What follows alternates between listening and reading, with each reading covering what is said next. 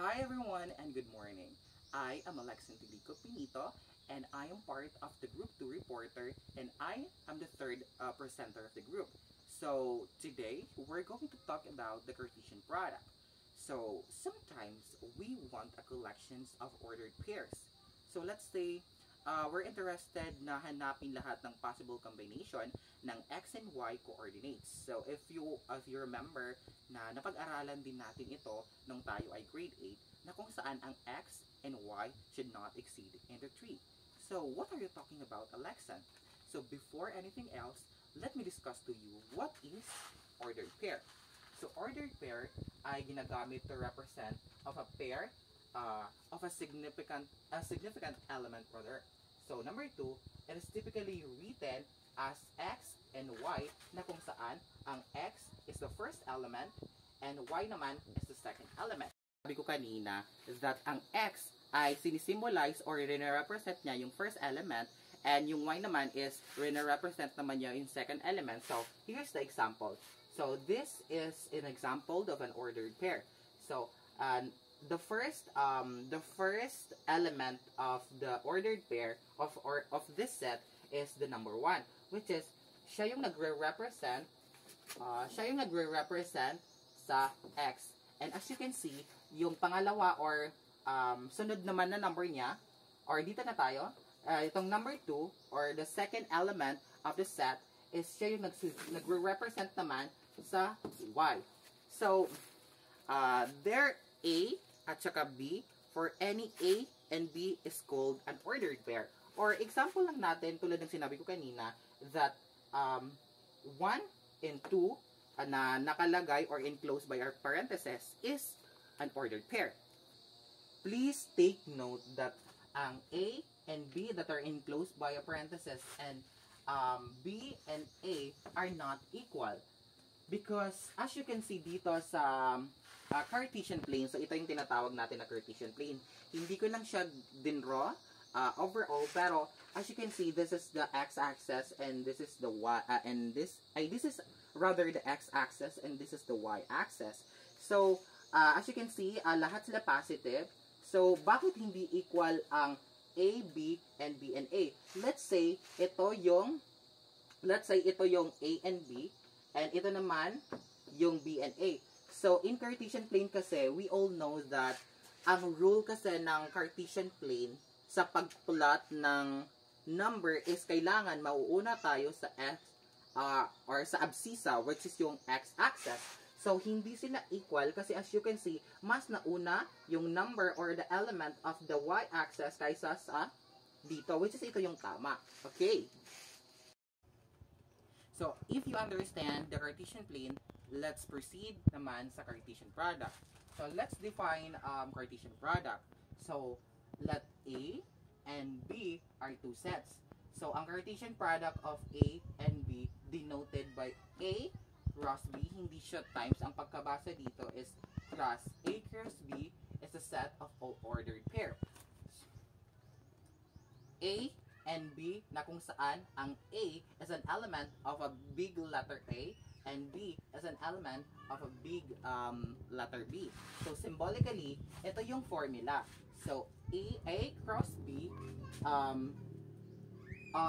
A and B that enclosed by a parenthesis, that A is an element of letter A, which is big letter, and B is an element of letter B, which is big letter. Example, so ito yung formula rather. Let A is equals to 1, 2, 3 that are enclosed by parentheses, and B is equals to U, V that are also enclosed by parentheses. So let's solve the problem. So go. So here's the solution. So let A that are enclosed by a parentheses 1, 2, 3, and B is equals to U, V that are enclosed by a parentheses. So, there are 4 na kailangan nating hanapin or kailangan nating sagutan. So, first is kailangan natin hanapin yung A cross B. pangalawa naman, kailangan naman nating hanapin yung B cross A. Pangatlo naman, kailangan nating hanapin yung B cross B. And lastly, bibilangin natin kung, or i-identify natin kung ilan ang elements that are in A cross B cross A, and lastly, B x B, or B cross B rather. Okay, so, hanapin natin lahat ng possible combination. Ang iuuna nating ilalagay is yung first element, which is yung A. So, 1. So, ilalagay naman natin yung pangalawang element, which is ito yung mauna, yung U. So, nilagay na natin, ito lahat sila. So, nilagay na natin lahat ng possible combination. 1, U, 2, U, 3, U, 1, V, 2, V, and 3, V. So, nahanap na natin yung A cross B. So, bibilangin naman natin ilang element ba ang A cross B. So, if you're thinking that, or if you're thinking or way of counting it is like 1, 2, 3, 4, which is wrong. Kumbaga kasi, sa ordered or sa Cartesian product, ang isang element or ang isang ordered pair or a number that are enclosed by a parenthesis is considered one set. So, tulad nito, ito sila is isang element na to sila. Kasi tulad ng sinabi ko kanina, kapag ang element is enclosed by a parenthesis, is considered one element. So, bibilangin natin siya. 1, 2, 3, 4, 5, 6. So, in question number 1, meron tayong 6 elements.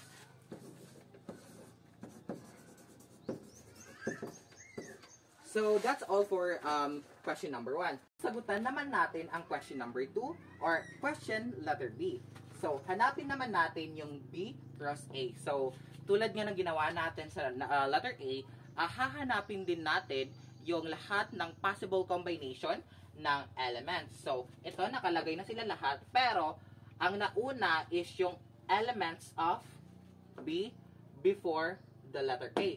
So, nalagay ko na lahat yung possible combination, which is U, 1, U, 2, U, 3, V, 1, V, 2, and V, 3. So, now, bibilangin naman natin kung ilan ba ang elements sa B cross A. So, is it the same sa A cross B? So, let's count it. 1, 2, 3, 4, 5, 6. Diba? Very kinder. So, meron tayong 6 elements tulad din ng letter A. Sa letter C naman, hahanapin naman natin yung B cross B. So, paano yun? Okay, so lahat ng elements sa letter B is hahanapin din natin lahat ng possible combination. Tulad nito, U, U, U, V, U, V, V, V, and V, U. So, okay, as you can see, nalagay na lahat ng possible combination. So, now naman, bibilangin natin kung ilan ba ang elements ng B cross B. So, 1, 2, 3, 4. Diba? 4 elements. So, very daycare na naman, hindi na kinder. So, meron tayong 4 elements. Okay, lastly, sasagutan naman natin yung letter D. Okay, dito tayo. Okay, lastly, sasagutan naman natin yung letter D. Na kung saan, ang question is, how many elements are in A cross B cross E, and B cross B? So, as you can see sa sinagutan natin dito, that sa letter A, merong 6 elements ang A cross B. So, sa letter B naman, katulad din siya ng letter A na kung saan meron din siyang 6 element. So, and letter C naman, ito yung difference sa kanila, which is meron siyang 4 elements sa B cross B. Therefore, A cross B cross A has 6 elements. And B cross B naman is meron siyang 4 elements. So, that is all. So, now naman is, we're going to look or a way na kung saan, paano ba natin hahanapin ang ordered pair in this way. So in this strategy, parang very basic lang talaga siya kasi kailangan mo lang siyang i-pattern. Okay, so, ang gagawin natin dito is para ma-identify or para malaman or para malagay natin lahat ng ordered pairs is tulad din dito. Kumbaga, uunahin or i-cross or i-connect natin siya sa elements of B. So, since ang lahat ng mauuna is an element of letter A, so, ilalagay natin ang mga possible combination. So, ito ang mauuna. So, yung number 1 is ipapoint lang natin siya dito sa number 2. Ay, letter U. And, dito naman sa number 2, ipapoint lang natin siya sa letter U din. So, dito naman sa number 3, ipapoint din natin siya sa letter U. So, uulitin din natin, ganun din yung gagawin natin sa number 2. So, since tapos natin yung letter U, sunod naman is yung letter V. So, ganun din yung gagawin natin, just very basic, di ba? Kasi ipo-point lang natin siya, ganyan. Ganyan. Which is, kung i-observe ninyo, makikita nyo din siya dito sa first way of pag-solve natin. So, dito naman sa B cross A, ganun din yung gagawin natin. Since mauuna yung letter B, ipo-point din natin siya sa bawat number. So, ganyan, ganyan, ganyan, and ganon, ganyan, ganyan. So, kung makikita nyo din, makikita din siya dito. So, lastly is ito namang B cross B. So, ganito din ang gagawin natin. Ganyan, ganyan, ganyan, ganyan. Parang i-cross na yung sin. Parang i-identify nyo kung ang gawin nyo lang is isipin nyo lang or alamin nyo lang kung nalagay nyo na ba yung mga possible elements. Okay, so that's all for the Cartesian product. So if you want to know or learn about the Cartesian product, Cartesian plane, since hindi ko siya na-explain, so like and subscribe for part 2. Feeling iba na. So, kidding aside. So, let's proceed naman sa language of relation and function. So, before that, i-identify natin muna kung ano yan. So, ang relation is abound or around in our daily life. So, people are related to each other in many ways as parents and children, teachers and students, employers and employees, and many others. So, ang tanong, may relasyon ba kayo? Di ba wala? So, in business, yung binibili natin is related sa kanilang cost. And the amount of binabayaran natin is related sa number of things na binibili natin. So, ang relation is a rule relates values from a set of values na tinatawag na domain to a second element of a values na tinatawag naman siya ng range. Ang range and domain, so dito, sa makikita nyo yung example dito, so tulad ng pag-explain or pagsabi dito sa relation na ang domain is the first element of a value and ang range naman is the second element of a value. So dito sa ordered or sa ordered pair na to or sa mga elements na to, itong first element, ito yung domain. Since ito yung definition na binigay. So, ang second elements is ito naman yung range. Okay. So, let's proceed naman sa relations of subset. So, let A is equals to 1, 2, and B is equals to 1, 2, 3. And define a relation of relations from A to B as follows. So, ito yung given. X and Y that are enclosed by a parenthesis of an element of A cross B. Na kung saan ang X and Y is an element of a relation. Means that ang X minus 2 over, X minus Y over 2 is an integer. So, ganito yung formula or the way na kung saan natin, paano natin siya isolve. So, dito. So, here are the following questions. So, number 1, so we have 3 following question na dapat nating sagutan dito sa relation of a subset. So, number 1 is kailangan natin i-state explicitly kung anong ordered pair ang nasa A cross B na kung saan nagsastand siya as a relation. So,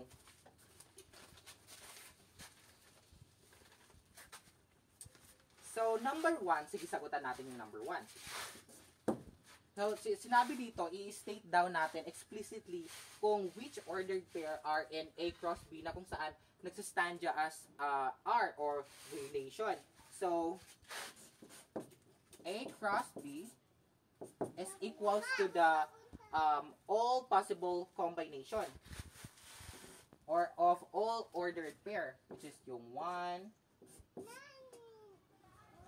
Okay, so as you can see, nalagay ko na lahat ng mga ordered pair in A cross B. So ngayon naman, ilalagay or isa-state naman natin aalamin natin kung lahat ba ng ordered pair is related to one another or related.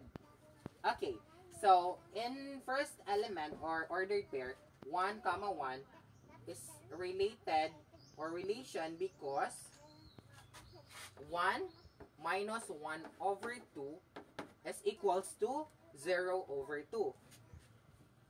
Is equals naman to 0, which is integer siya.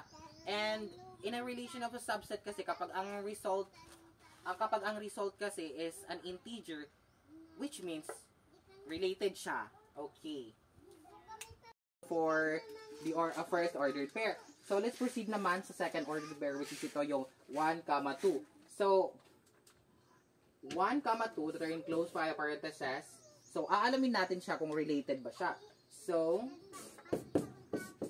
because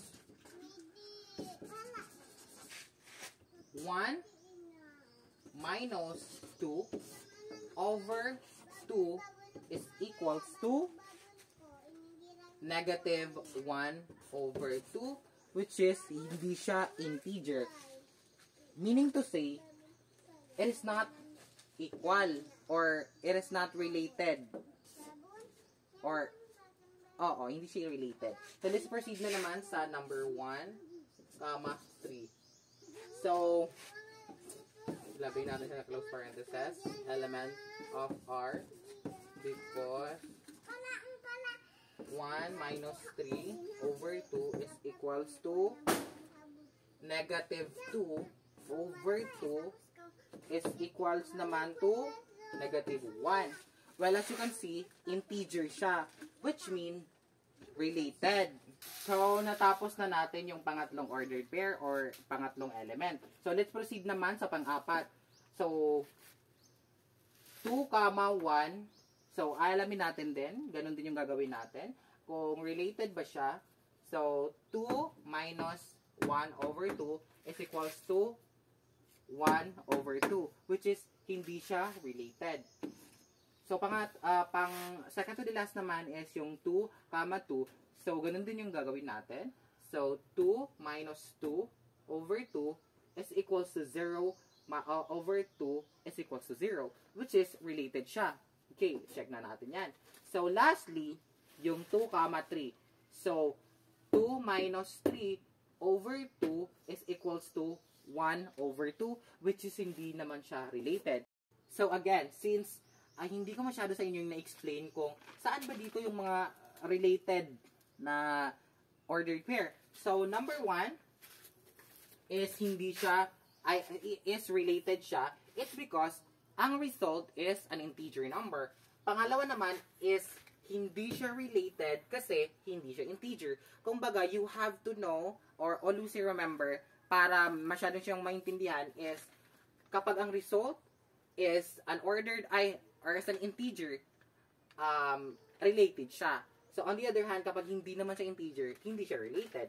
So, number 1 is related. Pangalawa is hindi siya related. Pangatlo is related siya because integer yung result. Pang-apat naman is hindi siya related. Related siya. And lastly, hindi siya related. So, sasagutan natin naman yung question number 3.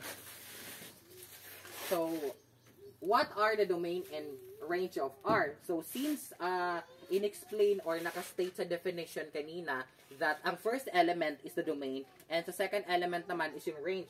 So, ito yung domain natin since it represent the first element. And the second element naman is yung range, which you state sa definition kanina that the second element is represent the range. So that would be all. If you did not understand my report, you can approach me by sending me a message. So thank you.